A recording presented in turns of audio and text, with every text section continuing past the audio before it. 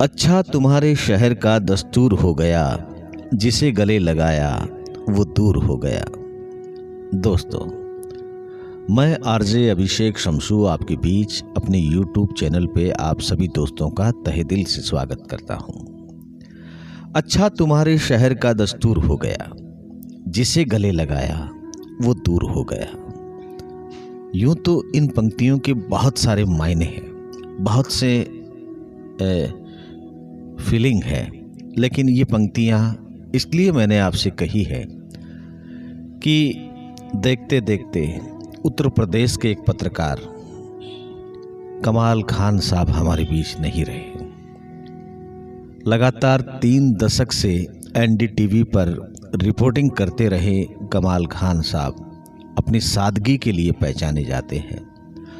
हिंदुस्तान में उन्होंने बहुत से आयाम स्थापित किए हैं और लगातार अपनी पत्रकारिता से लोगों के दिलों में छाप छोड़ी है। कमाल खान साहब का बचपन बहुत ही संजीदा और सीधा साधा बचपन रहा है। इस बीच में आपको बता दूं कि कमाल खान साहब अपनी बेहतरीन पत्रकारिता से रामनाथ गोयनका पुरस्कार, जो कि एक आला दर्जे का पुरस्कार, सबसे बड़ा पुरस्कार पत्रकारिता में होता है, वो प्राप्त कर चुके थे और राष्ट्रपति द्वारा गणेश विद्यार्थी पुरस्कार से वो सम्मानित थे। वो हमारे बीच नहीं रहे और पता ही नहीं चला कि जीवन के इन आपाधापी में उत्तर प्रदेश के पत्रकार कमाल खान साहब, जो अक्सर एनडीटीवी में आते थे और अपनी खबर को एकदम ओरिजिनल और सादगीपूर्ण दिखाते थे, उसमें कोई लाग लपेट नहीं हुआ करती थी, अब याद आती है। तो ये ज़िंदगी का दस्तूर है कि बचपन गुजरता है, जवानी आती है और उसके बाद इंसान कब चला जाता है ये कोई नहीं जानता। जैसा कि आप सभी जानते हैं, कमाल खान साहब के जाने के बाद पूरे मीडिया में शोक व्यक्त किया है, पूरा देश सदमे में है। उनके फैन फॉलोअर लगातार इस बात के लिए अभी भी असमंजस में है कि ये ऐसा क्यों हुआ। अचानक सुबह सुबह उनकी तबीयत बिगड़ती है और डॉक्टर के पास जाने के बाद डॉक्टर उन्हें मृत घोषित कर देते हैं। कमाल खान का बचपन बहुत ही सीधा साधा और संजीदा गुजरा था। कमाल खान स्कूल के बाद कॉलेज आए, कॉलेज के बाद एक मास कम्युनिकेशन के फेस्टिवल में जब गए तो वहाँ उनकी मुलाकात एक सादगीपूर्ण, एक सीधी सादी लड़की रुचि कुमार से होती है। रुचि कुमार ने जब मास कम्युनिकेशन में दाखिला लिया था तो उन्होंने ये संकल्प ले लिया था कि वो दीन दुनिया से बेखबर, अपने जीवन को लेकर सचेत दोनों ही थे। कमाल खान साहब भी जो पत्रकारिता लाइन में आते हैं तो वो दृढ़ संकल्प लेकर ही आते हैं, भला बुरा परिवार का आगे पीछे सब कुछ सोच के समझ के उसके बाद ही आगे कदम बढ़ाते हैं। तो दोनों की मुलाकातें होने लगी और ऐसा माना जाता है कि दोनों में प्यार हो गया था।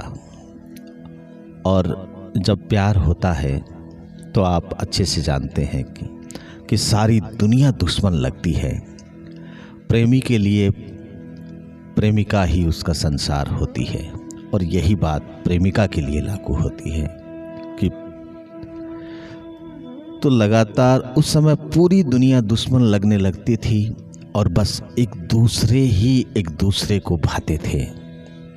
वक्त गुजरता गया, वक्त चलता गया।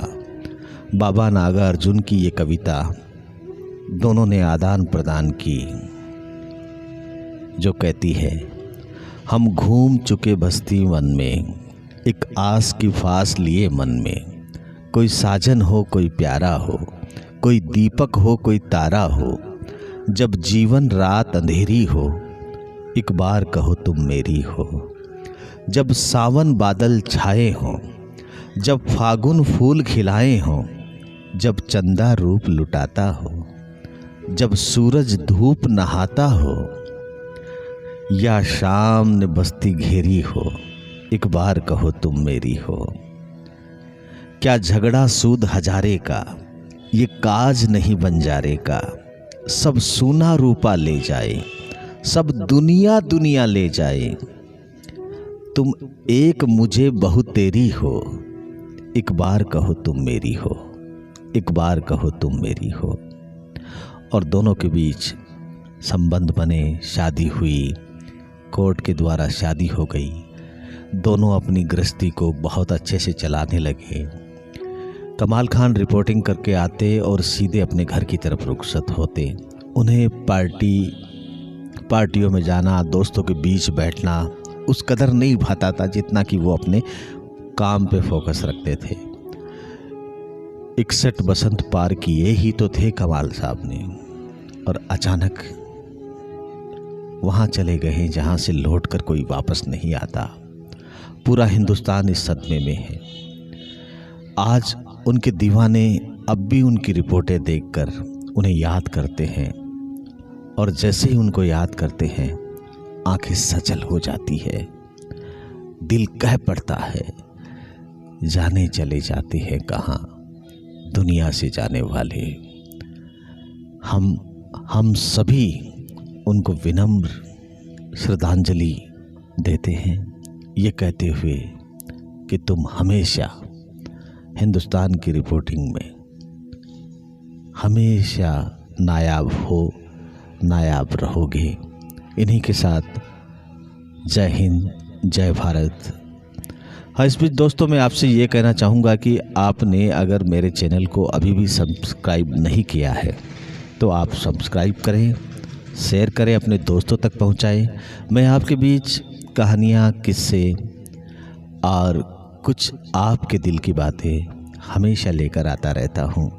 इस बार वीडियो बनाने में थोड़ा देरी हुई, उसके लिए मैं आपसे क्षमा चाहता हूँ, और बहुत जल्द आपके लिए एक अलग तरह का ट्रेंड लेकर आऊँगा। तब तक के लिए आप अपना ख्याल रखें, मस्त रहे, व्यस्त रहे। जय हिंद, जय भारत।